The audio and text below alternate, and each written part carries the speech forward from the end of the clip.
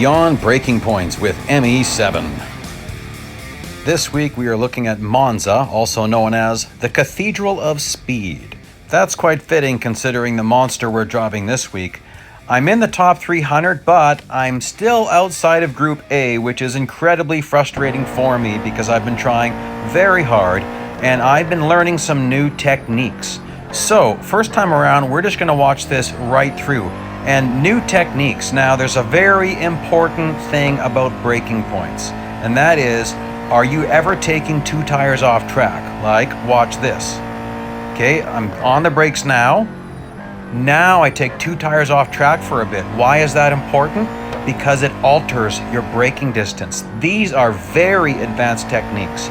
At this point, you've probably seen Speed Junkies run. Speed Junkie's a friend of mine and an amazing racer. Huge respect for Speed Junkie.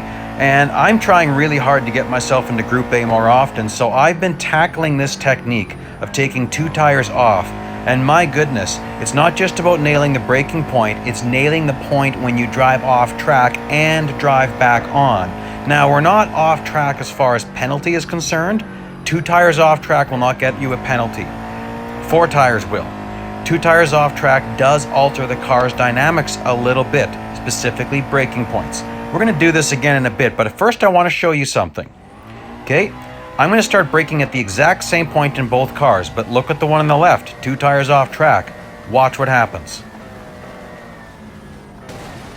Nowhere near stopping, and the other car did. So you see how critical this is. Now, watch on the left, that I'm braking just after that passes. And then you need to be as close as you can to going off track without going off track. Trajectory is key. Here you want to go really far over to the right, taking two tires off track, then get fully on track for the beginning of your braking point, fully on track. That shaded section just after it. Then go off track for a little bit to increase your trajectory into the angle. Go fully back on track. Watch that. Right around there I'm braking. Off for a bit over. Here I make a mistake. I hadn't adapted to this yet. You should be braking about there, on track, swing off, go back on. And this is a super hard point for me. And there's a sign that's going to be a little bit hard to see maybe.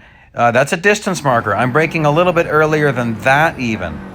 And my goodness, it's really hard to nail all this. Now, we're going to go under a bridge. There's going to be two distance markers. Second one is the one we want. That's the last bridge. Second distance marker. On those brakes now, because it's a long one.